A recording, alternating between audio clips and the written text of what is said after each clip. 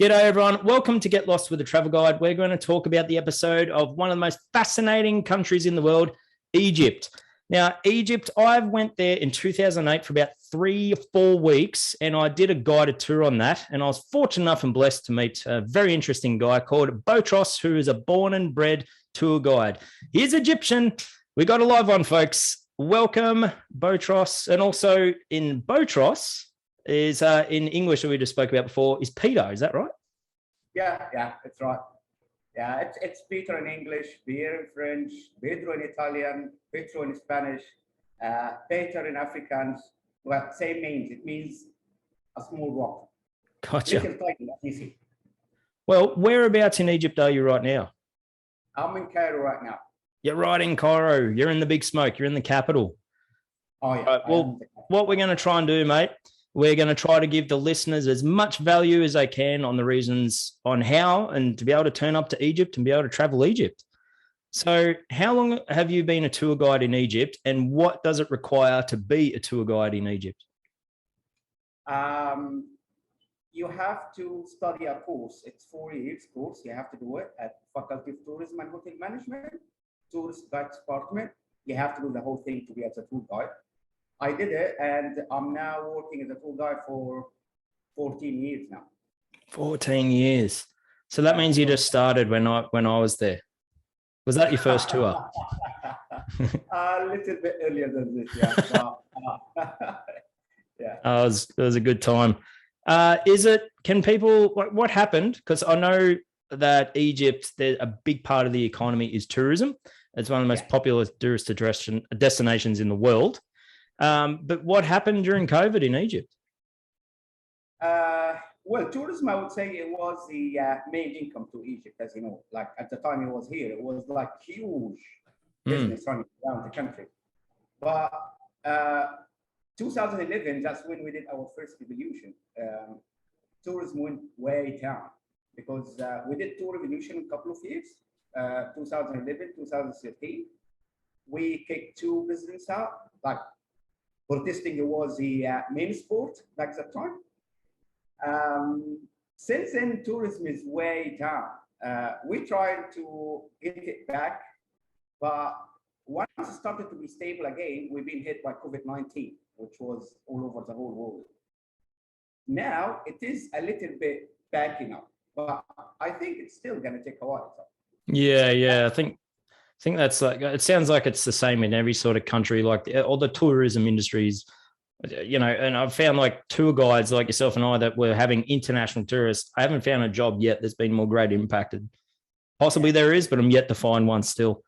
But it seems like the world's starting opening up slowly and coming, and I imagine tourists are starting to come back, which is excellent. But you did mention just then about the 2011 revolution. So I want to talk about all the good stuff in Egypt, and we most definitely will, but I also want to talk about all the bad stuff. Like if you go to any country, you got to find out all the dangers and potential hazards, to keep yourself safe. So I just doing a lot of the history of looking at the recent history of Egypt, you've had a tough time, mate, especially in the politics. I believe that in a nutshell, that revolution, I think the military overthrew the government, and actually, is that correct? And then there was basically a lot of civil unrest. Yeah, 2011, we kicked our president who was ruling us for like 32 years. And then we've been in martial law for a couple of months till we got the new election. Then we had another president from the Muslim Brotherhood, but we didn't like the way he was managing the whole country. So we gave him a chance for like almost 3 years. We didn't like it, so we kicked him out. And then we've been in martial law again for a couple of months. Still, we did a new election again, visit election. And then we have the new president right now. Well, that's like to have martial law. So that's where you got like the general, like the leader of the military sort of in charge. They're removing like the camouflaged army outfit and going into like a suit in the politics. We are fine with the army here in Egypt. We really don't have any problems with the army right here in Egypt. We having a very good relationship between the Egyptians and between the army. I would say the army stood by the local Egyptian side most of the time along our history, not just for the last couple of years. That's if it is Egyptian history, the army always there supporting the locals. He took the side of the Egyptians, starting I would say like at the revolution 2011. The army was in the street supporting the people. Like we didn't have any fights between the army and the locals. Like most of the time, we are absolutely fine. We have no issues. Yeah, right. So it was walking down the street fine. No it was well received. Like the army took over, and people were like, yeah, this is actually a good move. Wow. Absolutely. Well, interestingly, before that, because I was looking like geographically where Egypt is located, so like it's in the Middle East or northern part of Africa. Just south, you've got Sudan, and to the southeast, west, no, soggy wheat bix. To the west, you've got Libya. And I was just looking into that. There was the Libyan-Egyptian war that lasted for 4 days in 1977. And also there's the Sudanese Civil War from 1955 to 1972, and the Second Sudanese War from 1983 to 2005, which has resulted in slavery, mass killings. 2 million people have died as a result of the war, and people's been displaced. So there's like hundreds of thousands, or if not millions, of refugees scattered. And I'd imagine geographically where Egypt's located, a lot of refugees have come into Egypt. Like, is that something of a safety concern? We got lots of Sudanese refugees living in Aswan. Aswan, by the way, is the southern province we have because it's very close to the borders between us and Sudan. We got Lebanese as well. We got Syrians. Lots of Syrians now are all over the country. Yeah, lots of them, and especially here in Cairo. Like in Cairo, I would say there is a huge, big, massive Syrian community in Cairo. Wow. And they have their own business now. We have no issues with refugees. Like I would say, no traumas at all. Sudanese, we have a historical relationship. We were one kingdom back that time. It was one king ruling both of the two countries. Some of the families, they have relatives in Sudan. So we're having no issues. Like you can cross the border with your ID. It's not really a big thing. They're your brothers and sisters. I personally, I've got my uncle, both of two uncles living in Sudan. Huh. Yeah. So yeah, it's fine. We have no issues with this. There you go. A lot of countries like Australia really doesn't like refugees knocking on the door. And I know it's made news around the world of like refugees and Australia, and we've got a bad reputation for that. But wow. Yeah, I didn't realize that the amount of refugees actually in Egypt. It's not the case in Egypt. Well, on a street level, I remember when I was there, and this might have been some guidance from yourself, scams. Are there like a general tourist turning up like myself, and people will come up to you and try to like take a photo with you or give you directions or tie something to your hand? And I'm like, this is a friendly fellow. And then all of a sudden at the end, they're trying to ask for money. Is that? I see it as a bit of like a salesman. That's like a cold call knocking on your door, and they're trying to sell you encyclopedias or some steak knives, and you're like, get out of here. Like, but they've got nothing to sell. So it's a bit of a scam. It's a bit of a hacker. It's a bit of a gimmick. But is that right? And how do you avoid that situation? They are like vendors, and mainly you're gonna see them around the touristic area. You would find like kids, for example, or young guys, if they see some tourists, they just gonna stop you and asking for a picture or a photo. This is because it's something different. I would say you for them, it's like a different skin. So they want to have a photo of something really different. But talking about people stopping you and asking you for money, these are vendors, and mainly gonna see them around the touristic area. That's why I'm always saying that Egypt is one of the countries you cannot do it by yourself. You need a travel company who can arrange all that stuff for you, like the same way you did it before. So it's been someone is taking care for everyone around the touristic area. Yeah, like, well, you're right. Like the first time I went there, I was 24 years old. Yeah. I'm 38 now. But it was good. Like, you're right. I don't think I could do that even still now. Like, I'm not sure. Or do people turn up by themselves, try and hire a car, walk down the street, and do they find themselves in trouble? Or I wonder if they've found travelers that come into Egypt and actually get through it okay. Like they've never been. I don't know. But yeah, my advice is, like you said, why do you think the best way to experience Egypt is to go on a guided tour? Tour company, absolutely, absolutely. So a travel agent, this is the only way. At least you have nothing to be worried about. There is someone is managing the whole thing. You just chillax and enjoy the whole thing. So it's the only way to do Egypt, I would say. Like if you wanna enjoy Egypt the max, this is the only way through a travel company. Wow. So what about the person that doesn't want to go on a guided tour? How can they get around? You still can do it. Like it's not really a big deal. Egyptians are really very friendly. Like it's very safe. Like don't get me wrong, it's very safe. Even you can walk in the street till 5 or 6 o'clock in the morning. We have no issues. You're still gonna find restaurants are open. People are very friendly, walking around you in the street, greeting you, saying hi or whatever. But then at least there is one point you don't know how to speak the language. Mm. This can cause you lots of problems. Well, how many people? I mean, you speak English. How many other Egyptians speak English? Well, lots of them are the majority. It depends about where you are, though. Like mainly Cairo, Luxor, and Aswan, most of the touristic area, lots of people are speaking more than one language. It's not just English. English, we've been taught English in school since now we're teaching kids in primary schools. Mm.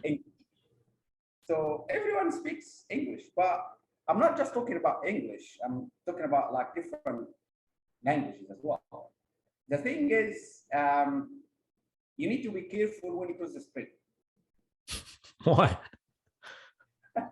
We drive crazy. Organized chaos, is it? Yeah, we drive like crazy. I would say it's same like Italy, Spain, Greece. I'm not quite sure if you remember you've been last time, but you've seen how we drive. Yeah, there's like no rules. I think probably the biggest difference is the roads. Like it's ancient Egypt. The streets have been there for many centuries, and it was designed for the horse and cart originally. And then automobiles come along, and it just created chaos and gridlock. So, in another city like in Australia or say United States, where many streets and roads were designed for cars, but we also practice a thing called giving way. And you don't want to cut off the other. But if everyone gives way, it just causes gridlock. It causes traffic. So it makes no sense to stop and go, oh, I'll let you through, mate. It makes sense to accelerate and go forward. Otherwise, you'll never get from A to B. Absolutely. Yeah, Egypt now has changed it for the last, I would say, 5 years. We do have now new big massive roads. We do have the ring road around the whole capital, like around Cairo. We have a big road with 8 lines. So it's really getting very good roads. But still, how to cross the street? Look up, look down, look left, look right. Yeah. Organized chaos. Yeah. I do remember that. Mate, thank you for sharing some insight on some of the bad stuff. But you said the tourist areas.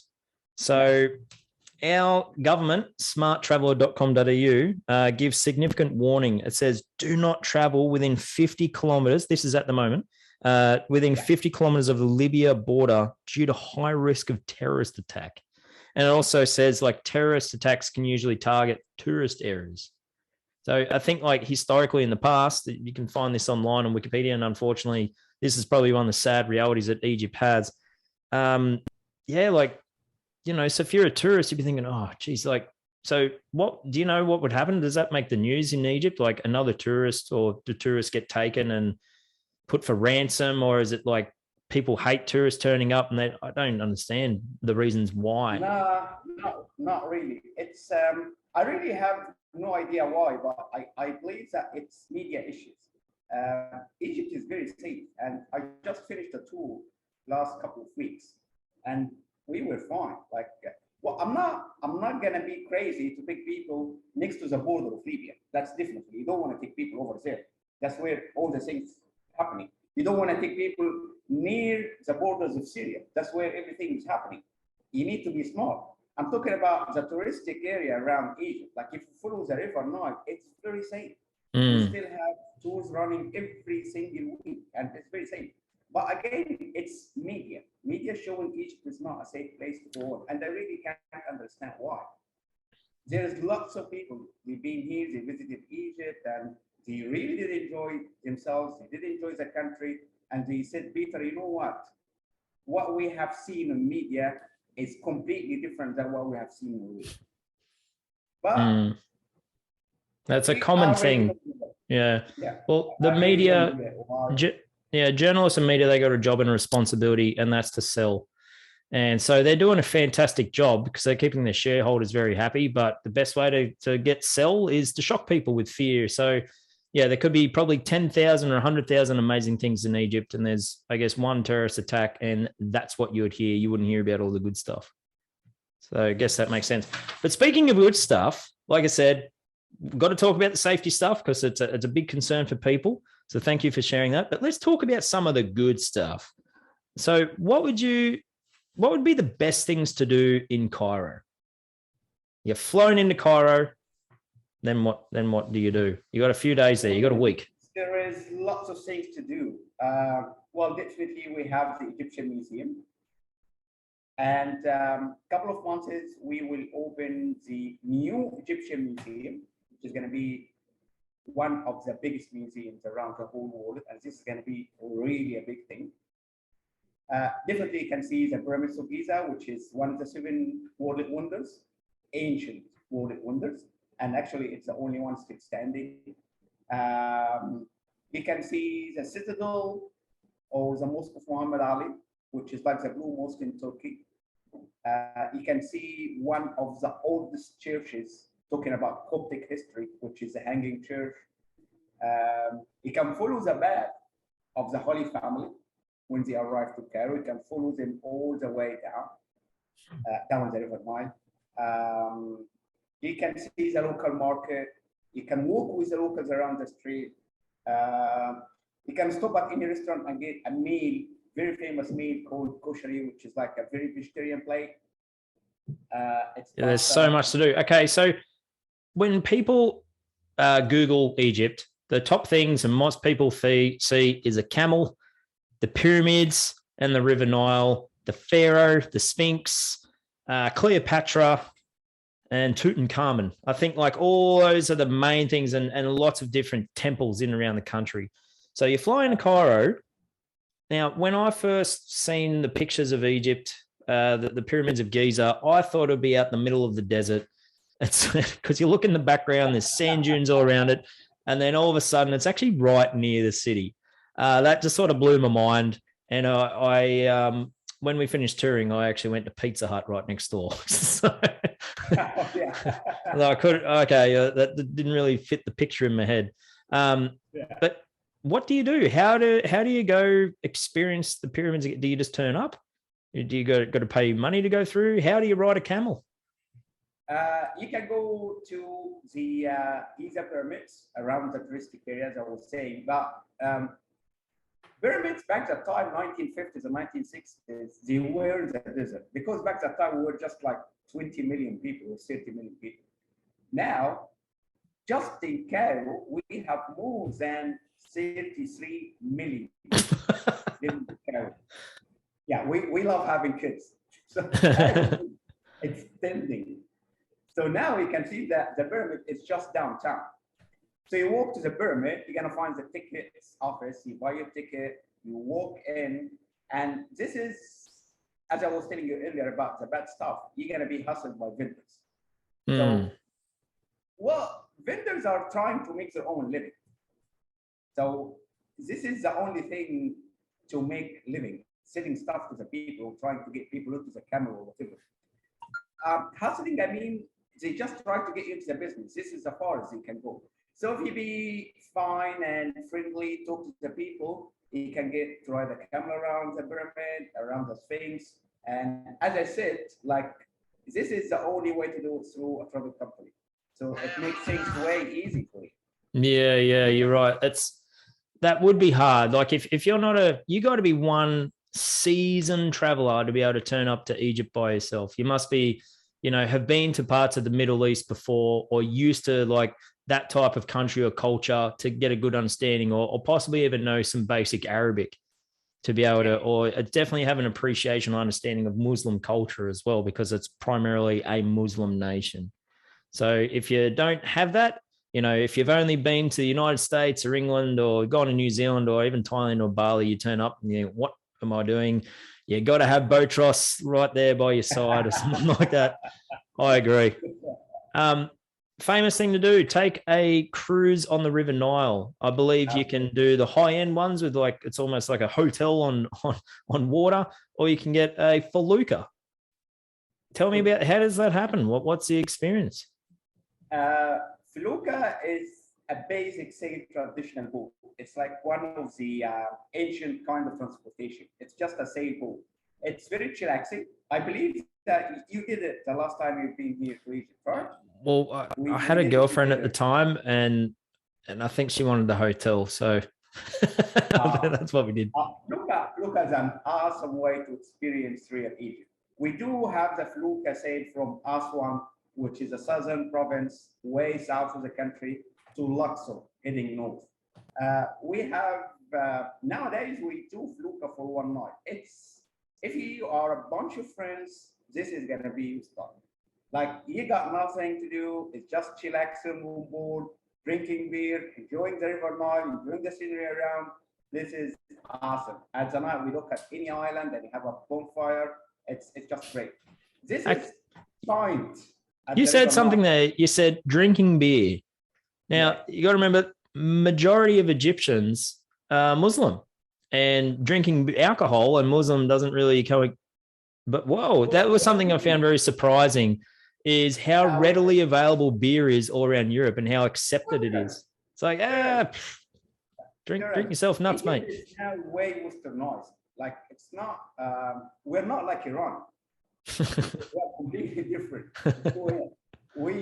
We having a moderate Islam, like we having the middle class of Islam, which is really very great with everyone.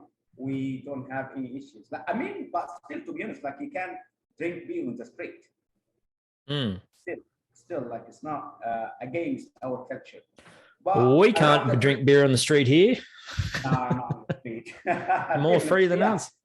It's same like back in Australia, absolutely.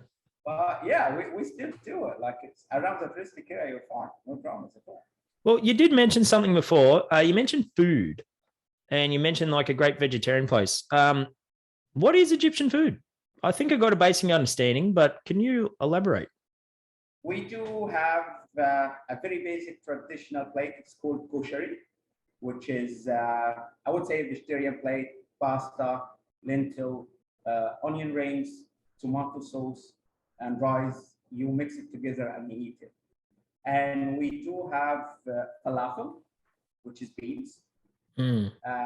We do have molokhia, which is kind of like a soup. Green salad is a really very big thing in our kitchen. Like, mainly, I would say the traditional meat, it would be rice, vegetables, kofta. You remember kofta? Yep. That's a common thing in Australia. You can get that. Yeah, I think you guys call it sausages. Yeah, that's it. Yeah, well, here we call it kofta, chicken. So it's mainly, this is the basic traditional meal we have in our houses: rice, vegetables, green salad, beef, or chicken. Well, all that what you mentioned, there's a lot of that has been farmed, right?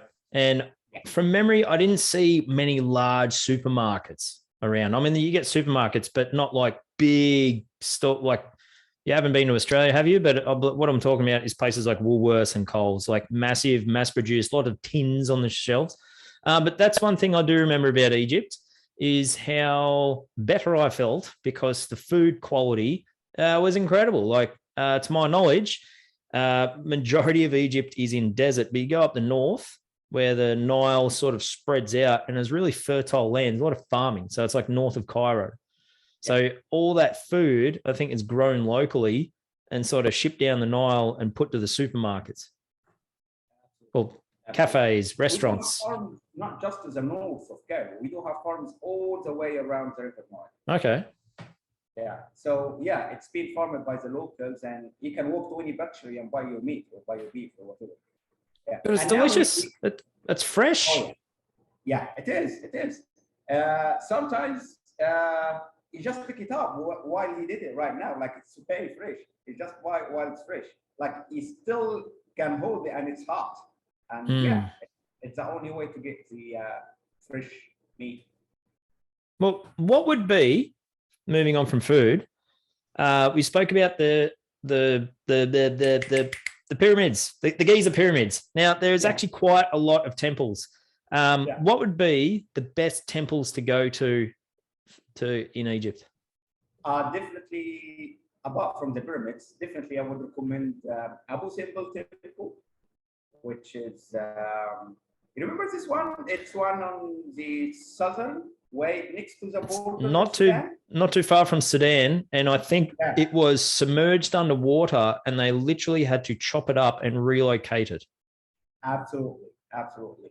It's two temples built by the most famous king in our history. His name is Ramses II. We do have two temples over there. And after we built the high dam of Aswan back in 1960, we had to move these two temples. I think that was built by the Russians too. The high dam built by the Russians, yeah. But we paid them, like the time. So now it's pure Egyptian thing.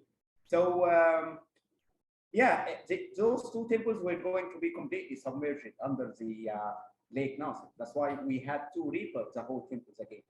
And definitely, I would recommend Valley of the Kings. Valley of the Kings. Yeah. Tell me about that. Remember that big, massive area with the tombs of the kings in Luxor? Honestly, like that's the thing. Like it was a number of years ago for me, but we went to so many. Like the pyramids in Cairo is an easy one to remember. And the rest of it's like, I went to so many temples. Like it's all like a mishmash of ancient history in my mind. Everyone talking about Egypt is just the pyramids. No, we have really very amazing stuff more than the pyramids. Abu Simbel Philae Temple, which is that temple built on an island on the middle of the River Nile. It's an awesome temple. Valley of the Kings, definitely where you can see the tomb of King Tutankhamun. You can see his mummy at Valley of the Kings till nowadays. Karnak Temple in Luxor, which is the biggest temple we have in the country. It's really huge. We do have lots of things to see. How do you see a mummy? Can you just go in and take a selfie with a mummy? How does that work? You can. At the Egyptian Museum, we do have a couple of mummies. And now we have the new museum, the Museum of Civilization, where you can walk in and you can see 14 mummies. Wow. Yeah. All right, we've got a few more things to go, Botrous, and then we'll start to wrap it up. So what would be, I mean, when you go to Egypt, you think of ancient Egypt, but when I found there's actually some really cool stuff in modern times, which doesn't really get that a lot of attention. I thought, wow, this is really cool. But I found, and please help me out here, snorkeling. So you go on the east side around like Sharm el Sheikh or Dahab. If you want to go scuba diving or snorkeling, like in Australia, if you want to go out to the Barrier Reef, you got to get a boat for an hour or two before you hit the reef. Not there. You literally just walk off the coast, and there you are, in like some beautiful, pristine tropical paradise. Absolutely. We do have lots of diving, snorkeling spots. Hurghada, which is by the Red Sea. Cross the other way from Hurghada, a place which is Sharm el Sheikh. The most beautiful place in Sinai, as you mentioned, is Dahab. In Dahab, we have the second best diving spot in the whole world. Mm. You guys having the first best spot, Great Barrier Reef. In Egypt, we have the second best spot in Dahab. It's called the Blue Hole. This is the second best spot, I mean, diving spot around the world. You dive there and you just like, you see lots of fish, lots of corals. And I remember I did dive over there and I see a fish like almost this size, like a little tiny fish. Yeah. And once you sit there, you take a deep breath, take the regulator out of your mouth, you open your mouth, and that fish goes into your mouth, cleaning your teeth. It's like both ones eating your dead skin. It's awesome. It's awesome. Yeah, Dahab is the best spot if you're a dive. You do diving with dolphins. Wow, I didn't realize there's dolphins off the coast of Egypt. You can, wow. There is, yeah. In Hurghada, you can see some, or rig dive. You can see rig dive as well. You can do rig dive. We do have lots of diving and snorkeling spots around Egypt. Oh, but what's some other cool activities? I think hot air ballooning. I remember somehow you talked me into climbing Mount Sinai, which is the mountain where Moses come down and he spoke to God and God gave him the 10 Commandments. It was from that hill where no one is around to see it. Yeah, talking first about the hot air balloon. The hot air balloon, you can do it in Luxor, which is around the west bank of Luxor. You can fly around the west bank of Luxor before the sunrise. So the good thing about it is you're flying while you're watching the sunrise is coming up. And if you look down, you can see some of the temple. So it's an awesome view, like seeing the sunrise, seeing the ancient Egyptian stuff. It's really great. It blows up my mind every time I do it. You can do it for like an hour. The actual time you are on the balloons, like an hour. Sinai, you can climb St. Catherine Monastery. You can go visit St. Catherine Monastery. And you can climb the mountain where Moses took the 10 Commandments. It's really an awesome view from up there. You're watching the sunrise. But hey, this is the only place in Egypt where you can see snow. Wow. Did you say snow? Yeah, it's not like really a proper snow, but it's like right. But it's freezing at winter, like in because you're up in the hills here. You got some serious altitude going on. Absolutely. Well, mate, we've only got a couple more minutes left, so I just want to try and add as much value as I can. So speaking of that, when is the best time to go? Speaking of weather, I would say winter, like starting from January. You can go even Christmas and New Year before that. Let's say from October all the way up to April. So avoid the heat. Avoid the summer. It's just too hot. Way hot. Way hot. In August, it can reach easily 50 degrees in Aswan. So we're basically like right now we're in the middle of like we're in the back end of June. Yeah. I'm guessing you got some nice air conditioner at the moment. Yeah, it's 30, 33 more or less. It's crazy though. I believe something is really happening when it comes to climate because it's really hot in the morning while at the night it's a little bit chilly. I don't get it, but something is really happening with the climate. All right. Got one more thing I really want to cover because I've traveled there with yourself and I looked through my photos and I was just trying to remember everything before this podcast. But one thing I did find, and this has just started, I think, got the green thumb, so to speak, from the government. It's called New Cairo 2030. So because Cairo, you said like you said 33 million people. I was able to find it. I thought it was only 20 million. So either way, it's a phenomenal amount of people. But yeah, you look at the ancient city, it doesn't really, the traffic is crazy. You said, watch out for the traffic, it makes sense. So the government or the people the decision makers of Egypt have got together and you look at the land and where you can build Cairo, there's nowhere to go except to build out on the sand. And there's this phenomenal project called New Cairo 2030, where it's got Google this, folks, like look it up on YouTube. It's got millions of views. It'll blow your mind. But there was a couple of things that stood out. You're building a 90,000 seat stadium, the biggest defense headquarters in the world, which is called the Octagon. So move over Pentagon. You're now number 2. And it's got all the political buildings. And the reason why is because it was such a nightmare for all the politicians to get from one building to another bit. So when they get together for a business meeting, instead of like, hey, I'll be there in 10 minutes, I'll walk over, they got to drive for an hour or two. And then it was chaos. So I thought, you know what, we got to move forward. Cairo can only expand so much. But one thing that absolutely is phenomenally blown my mind is it's going to have in competition with Saudi Arabia, the world's tallest building called the Obelisco, which is going to be 3,281 feet. Now we do the math. That is 1,000 meters. And it's in the shape of an obelisk, like an Egyptian obelisk. It's a kilometer. Yeah.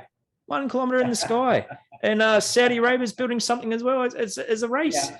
So, like, it's just phenomenal. So, like, you look at the top 10 buildings in the world, like number 10 to number 5, they're like in China. Like, I think number 7 or 6 or 7 is the World Trade Center, which is like 540 meters. You got Taipei, it's 500 meters. South Korea, it's number 5 or 6 in the world. It's 550. So all about 500 meters. Then you got Saudi Arabia at 600, Kuala Lumpur at 689, Dubai, which is the tallest one, 821. It's surpassed. It's not just going past. It's significantly going past. Yeah. Unbelievable. So I think that can absolutely surpass the pyramids with a tourist attraction. Seeing this obelisk 1 kilometer in the air. Yeah. Look out, Cairo for 2030. It's going to be, it's like a new Dubai. Like 5 million people are going to be placed in this city. Yeah, it's an awesome place. It's really very organized place, very organized area. As you said, like Cairo is very extending now and very crowded. That's why the government started to take everyone from downtown out to the desert. So they built a new capital over there. We have a new cathedral. We have a big mosque, lots of factories. The oxygen, as you said, like everything is going to be moved from downtown to the new capital. And yeah, this is going to be in 2030. There's no project like it ever. Now, the government has a very good view when it comes to this project. Like really hands up for this project. It's going to make a huge difference. Yeah, especially for the people as well. I seen that and I thought I got to go back. Like once it's built in 2030 onwards, I'm looking you up, mate. We'll do tour number 2 together. You need to come back again. I do. I want to. It will happen. It's just a question of when. That I promise. You're always welcome then, anytime you want. Well, mate, we are out of time. Really thank you for everything that you've just spoken about. And it's because of tours like yourself, I become a tour guide as a result for the same company. Yeah. It's a great job. It's a great job being around the people, taking the people, telling them about the history. It's an awesome job. Absolutely. I'm looking forward to getting back on the road. And I know you've just had tours. We're yet to start tours again. So, mate, once again, really appreciate your time. Thank you so much for joining us. You're welcome. You're welcome. See ya. You made it to the end of the podcast. All right. You know the drill. Give us a like, subscribe, or leave some juicy comments. And thank you so much for listening to Get Lost with the Travel Guide, where we talk all things travel, tourism, and adventure. See you next time.